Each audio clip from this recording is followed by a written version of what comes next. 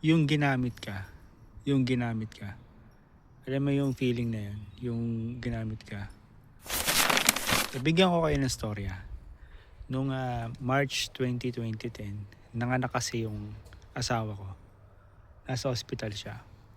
Lumabas na yung anak ko, yung panganay na anak ko nun. Kailangan ko na magbayad sa hospital para, syempre, para maiuwi ko na sa bahay yung mag-ina ko. So nung umuwi ako ng bahay, galing akong sa hospital nun. So dali-dali ako nga umuwi ng bahay nun. Ano na yun, gabi. Mga alas 8 na ng gabi yun. Umuwi ako ng bahay para kunin yung pera. Yung pera na yun, niloan namin sa SSS nasa around ano yun 25,000, mga ganun. 25 or 26,000. And then yun na nga, cash yun. Kinuha ko sa bahay. Tapos nung pabalik na ako sa hospital sa Fairview, sumakay ako ng bus. Yung bus na yun, ang biyahe is Quiapo Taft. Quiapo, dadaan siya ng PGH, no? Edi yun na nga. Nung pagdating ko sa SM Fairview, sumakay na ako ng bus. Yun nga, nakita ko yung bus na yun. Ordinary bus siya, wala siyang aircon. So, ang konti lang ng tao. So, nung binabaybay ko na yung biyahe papuntang Fairview General Hospital, yun nga. Nakaupo kasi ako sa bandang dulo, no.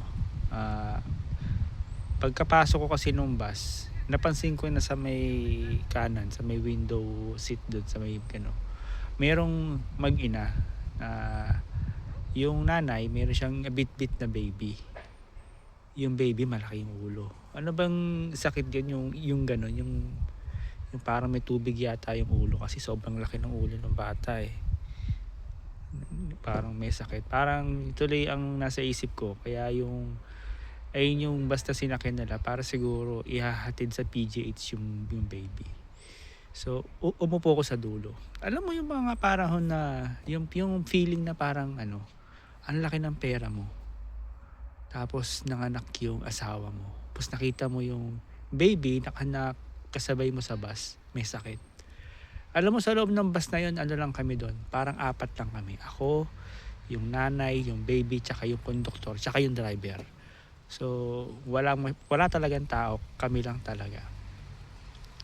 So, alam mo yung feeling na parang bakit ganun, no?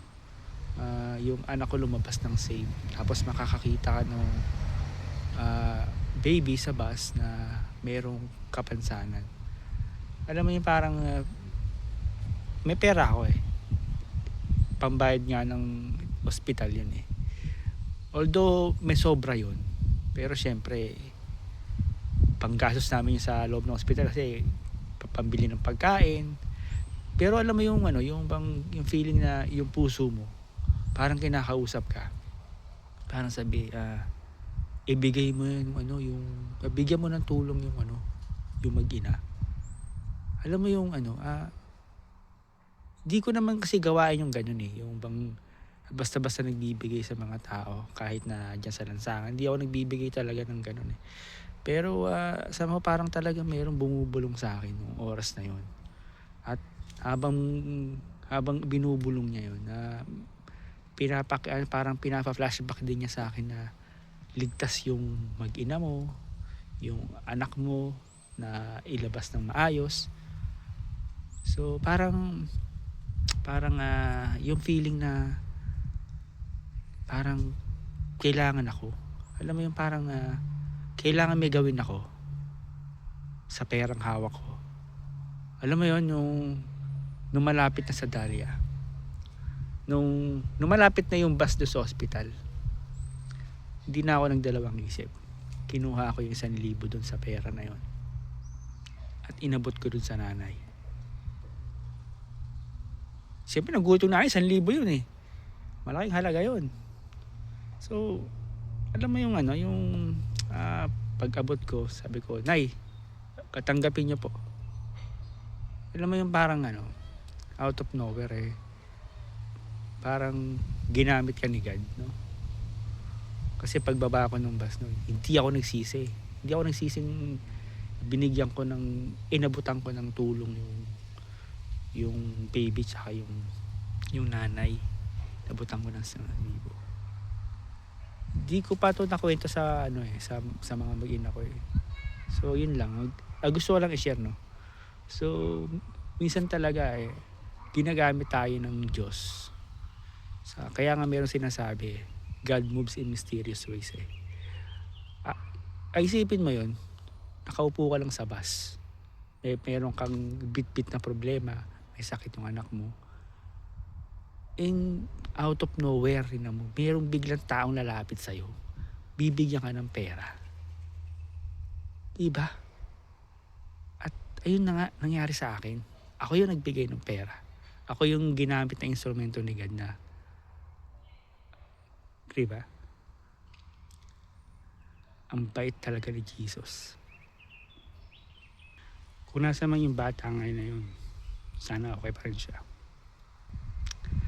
Yun lang. Gusto ko lang i-share sa inyo yung naalala ko lang kasi may napanood ako sa TikTok. Halos parehas kami nung nangyari sa kanya eh.